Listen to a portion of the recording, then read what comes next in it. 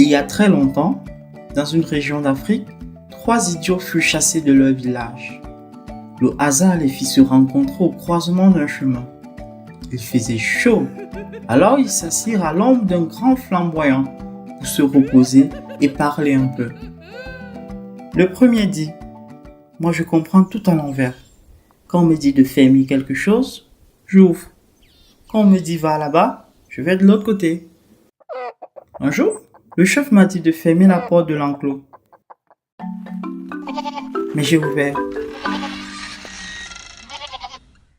Les chacals sont entrés et ont mangé toutes les bêtes.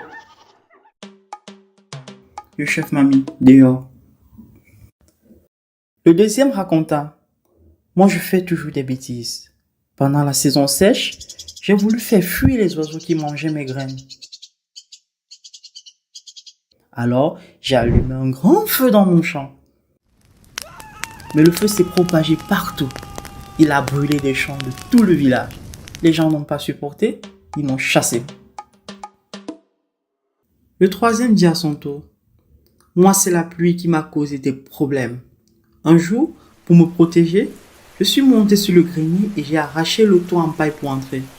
Mais après, je n'ai pas su le remettre.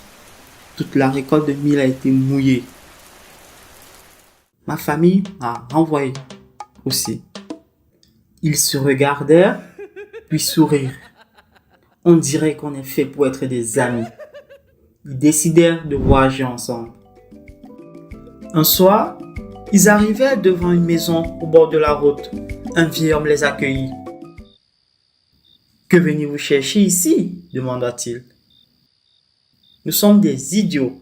Nos villages ne veulent plus de nous. Nous cherchons un endroit où vivre en paix, » répondit l'un d'eux. Le vieux soupira. « Ah, je comprends. J'ai 3 filles qui ne sont pas très malignes non plus. Personne ne veut les épouser. Restez ici ce soir. Demain, on verra. » Le lendemain, le vieillard décida de leur donner une chance. Il leur confia une tâche chacun pour voir ce qu'ils savaient faire. Au premier, il donna une corde et un panier. « Tu dois grimper au cocotier et cueillir des noix. Remplis le panier. » Au deuxième, il donna un filet, des appâts et une bassine. « Va à la rivière, lance le filet, attends un peu et rapporte des poissons. » Au troisième, il donna un seau et un canari. « Va au puits, puise de l'eau et remplis le canari. » Le premier idiot grimpa au cocotier. Il cueillit une noix, descendit, puis lança la noix en l'air pour essayer de faire tomber les autres. Il rentra le soir avec une seule noix, toute cabossée. Le vieillard lui demanda: « Pourquoi n'as-tu pas cueilli plus de noix quand tu étais en haut de l'arbre ?»« Je n'y ai pas pensé, » répondit-il. Le vieil homme secoua la tête. « Celui-là est parfait pour ma fille aînée. » Le deuxième idiot rentra les mains vides. « Où sont les poissons ?» demanda le vieil homme. « J'en avais plein dans la bassine, mais j'ai eu soif. Alors, j'ai jeté les poissons pour boire avec la bassine. »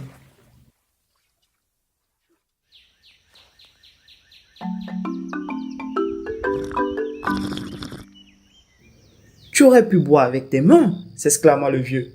« Je n'y ai pas pensé. »« Toi aussi, tu es parfait pour une de mes filles, » dit le vieil homme.